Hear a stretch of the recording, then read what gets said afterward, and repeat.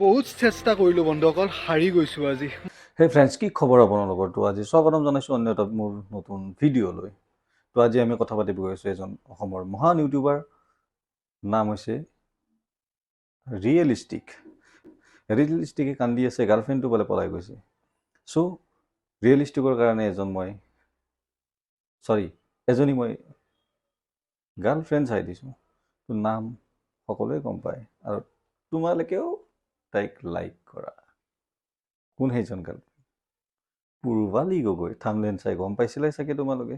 মই কংগ্ৰেচুলেশ্যন জনাইছোঁ, কিন্তু তাই যদি মোৰ লগত যদি প্ৰেমত যদি মিছা প্ৰতিশ্ৰুতিয়ে দিছিলে তেতিয়াহ'লে মোক কিয় ভাল পাইছিলে কওক? কিন্তু মইতো গম পোৱা নাছিলোঁ যে তাই মোক ধৰক মিছা প্ৰতিশ্ৰুতি দি পেলাই জাষ্ট মোৰ লগত এটা এক্টিং কৰি আছিল। আৰু যেতিয়া মোক ভাল পাইছিলে, কি চাব আপোনালোকে? কথা অ' জান তুমি কি কৰি আছা? অ' জান ভাত খালানে? অ' ৰিয়েলিষ্টিকৰ কাৰণে পুৰবালি গগৈতকৈ ভাল গাৰ্লফ্ৰেণ্ড হ'বতো নোৱাৰে, কাৰণ সিও বকচুদি কৰি থাকে।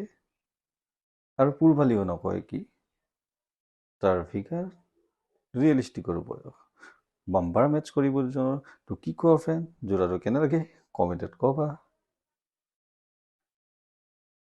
ৰিয়েলিষ্টিকৰ কোনো কণ্ট্ৰভাৰ্চি মানে আজিকালি ৰিয়েলিষ্টিকে বেছিকৈ কোৱা হৈছে। ত' কেনেকৈ কয় গম পাইছেনে ফ্ৰেণ্ড? তাৰ ভিডিঅ' বনাই আনে এনে ভিউজ লৈছে। তাৰ কোনটো নিজৰ কণ্টেণ্ট আছে বে? মইতো শুনি পাগল হৈ গ'লোঁ। সি সদায় নিজকে বকি থাকে, তাৰ কেলা নিজৰ কণ্টেণ্টটো কোনো নাই। সি সদায় বেলেগক লৈ বকি থাকে। চ' শেষত এটাই কথা কওঁ, ভিডিঅ'টো যদি চাই ভাল পায় লাইক শ্বেয়াৰ কমেণ্ট কৰি দিব। ঘণ্টা বটনটো